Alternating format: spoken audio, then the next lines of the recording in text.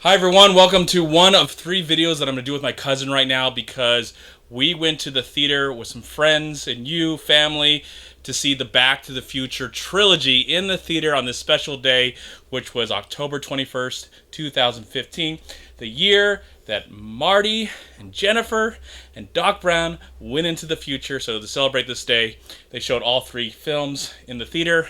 So this video right now, we're going to talk just about Back to the Future Part 1. Hit the timer, 10 minutes, let's go. So, go ahead, Rick, you started off. Talk about Back to the Future. Like, your earliest memories. How about your earliest memories of the film? Earliest memories of the film was I actually remember seeing it in the theaters, and it was just it was one of my all-time favorite movies, and still is to this day. The whole fantasy of being able to go back in time. I mean, there's not too many other bigger fantasies out there. So who took you? Do you remember who took you? I don't. I'd imagine. You think it was grandma and grandpa, maybe? I imagine it was probably my mom. Your mom? Yeah. Oh, cool. Yeah. Well, for me, I actually have a photo. On my 10th birthday was 1987, and I'm assuming my parents went to the theater to go see it, and they loved it, and I probably heard about it, and I really wanted to see it so bad. So on my 10th birthday, I have a picture of me. I'm going to show it to you right now to the camera, of me holding a copy of the VHS cassette that I got on my 10th birthday. So here we go. Right here, there's my brother, and there's me with the I hope you can see that, me with the VHS copy that I don't have anymore, sadly, that I got on my birthday, my 10th birthday, because I see the Oreos, and I played on the Oreos in Little League when I was 10 in 1987. So there we go. There's a picture right there. That's when I finally saw Back to the Future on VHS cassette. Because on VHS cassette, they actually had it say to be continued on the cassette. If you went to the theater and saw it, there was no to be continued. Because when they made this movie in 1985, they never thought they were ever going to make sequels. They wanted it to be successful. Any filmmaker wants their movie to be successful. Totally. But it was so successful, they actually made that ending that was in the theater in 1985 that you saw in the theater as a joke. That was clearly a joke. You know, maybe someone in the back of their mind, some executive was like... I call it wishful thinking. Yeah, wishful thinking. Maybe some executive in the back of their mind like, ooh, we can make probably more money if this is a success and we can actually make the sequel. And then 4 years later, they made the sequel on the other one, so... Now, I have to say on that there is some cut scenes in some of the other films that go back to the first one that I really believe that they actually filmed these extra scenes for, in case it was successful enough. Yeah, so I think that there was planning in it, because there's a lot of different, like for instance, I'll say the side shot at the end when he's doing the guitar. There's the side shots there that are in part 3. Part 2, but then which we're not talking about right now yet. Well, I know. But I'm just saying that. But it's relating to part 1, and it's just that there's side shots that you're just like, that was not in part 1, but that's clearly the exact same shot from a different angle from part 1. And so I don't think those were reshoots. I think they were, because they look like they... what I noticed was there was one where he like goes to wipe his head and he continues back on the guitar in the same riff, and it was literally identical to the same scene that was cut from a different angle. And so I think they clearly had the whole story script for all 3 in the beginning, and they were just testing the waters with the first, but I think they clearly had the idea of going forward with more if it was successful. Out of the 3, is this your favorite one? Is this the best one in your opinion, or do you like the other ones more? Before we talk about the other ones. God, that's a good question. I definitely got to say probably the first is my favorite. I got to say my dream girl growing up, besides Phoebe Cates, was definitely Leah Thompson. From when she played his mom, she was a knockout, and she still looks gorgeous. So. Yeah, she's beautiful. You should see the latest episode of The Muppets. She has a cameo on that. She's gorgeous. So yeah, this is my favorite out of the trilogy. I just want to get that out of the way. So when we do the second and third one, which I really enjoy as well, this is the best one.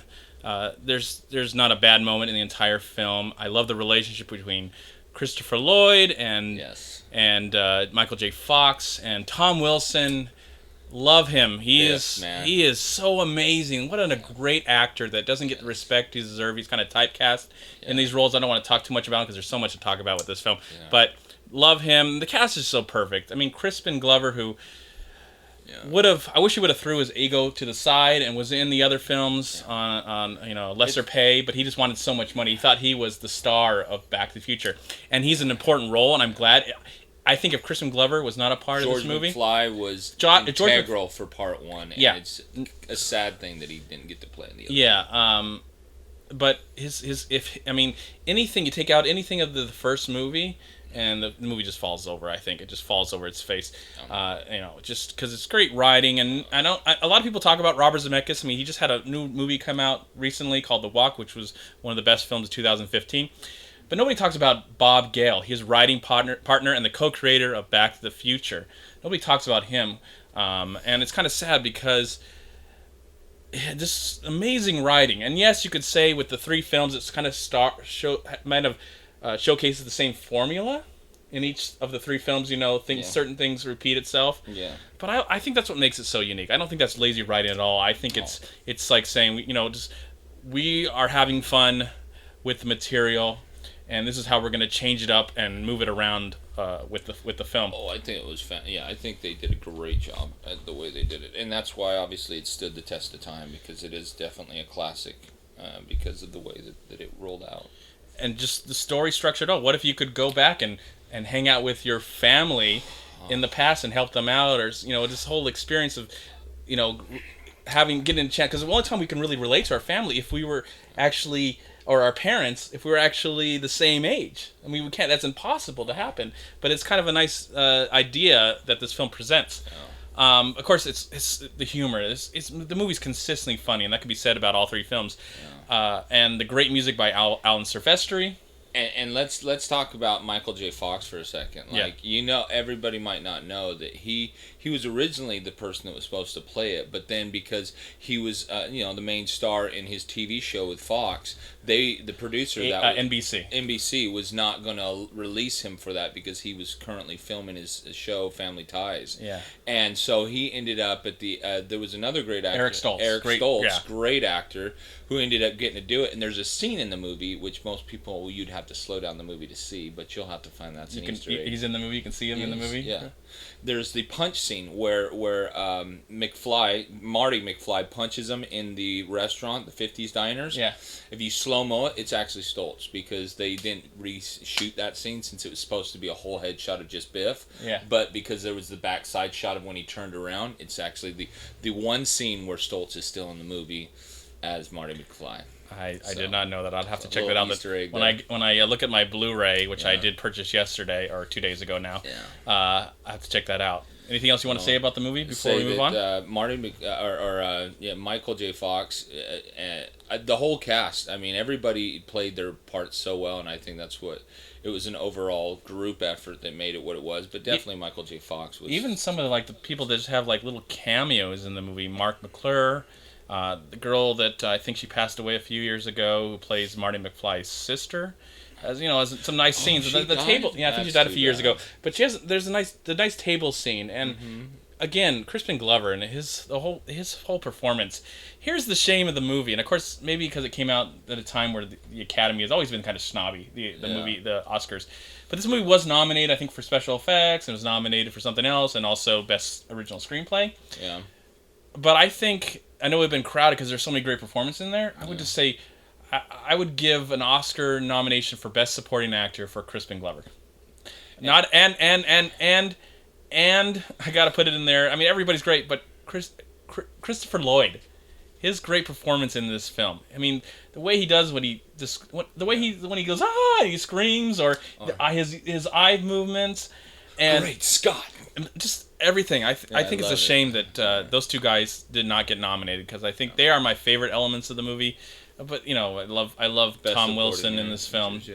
And again, if anything was taken out of this film, it would just fall on its face, I think, because everything just together works so perfectly. And how many of you out there can honestly say, I can say that I know of at multiple junior highs and high schools that I attended, that the whole theme for the dance at the high school was completely based off this movie. I mean, it was the same theme. So it was, just goes to show that this movie, even back when I was, a teenager in the 80s, I mean, this movie had an effect on people as far as how they wanted, to copy it for certain themes in the movie. So I was talking about Alan Silvestri really quick. I love that score so much. You just hear it, you know where it's from, and it brings you right back to this whole adventure, this whole idea. And this is definitely one of the best ideas for a movie ever. Ever. And the best use of the of time travel that I think I've ever seen. So, anything else you want to say before we close out?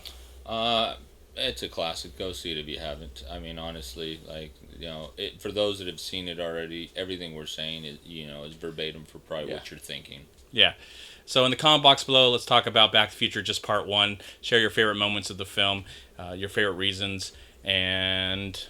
Okay, let's cap it off with what was your favorite scene in part 1? Favorite scene in part 1? Gosh, there's so many. But I love the sequence... I love the sequence where Marty...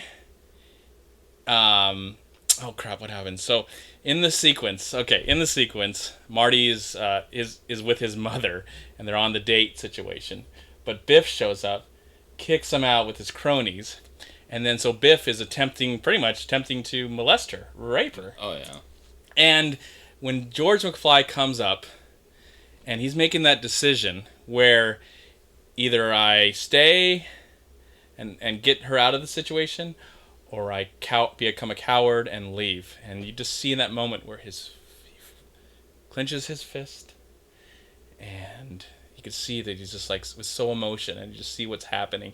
Especially at the same time, he's getting tied back. He's like getting tied back, and he's like, something I can't remember exactly his position, but when he swings there and hits Biff, I just got so emotional. I think I shed a tear or two because it was just like, yes, that is such an amazing moment.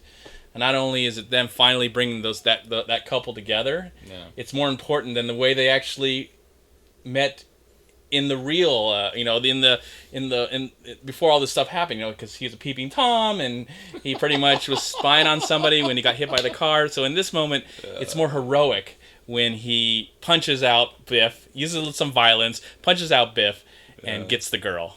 So, your favorite moment, and then we'll start. My favorite moment is probably, it's close to that time. It's like basically when Marty's about to fade out of reality and he sees his hand and everything, and then you just see finally at the end the whole culmination where it's both George and his mom, or Marty's mom, on the dance floor kissing. Yeah. And then he comes back and he's like, Dung, and he stands straight up and he starts playing perfectly again. It's like, oh, we're good now. The picture is like, ding, ding, ding. There's my brother and sister back. That's my favorite. And then he starts rocking out with Johnny B. Good. I love that. That's awesome. My favorite scene. All right, share your favorite moments about the film, and we'll see you on part 2. Bye.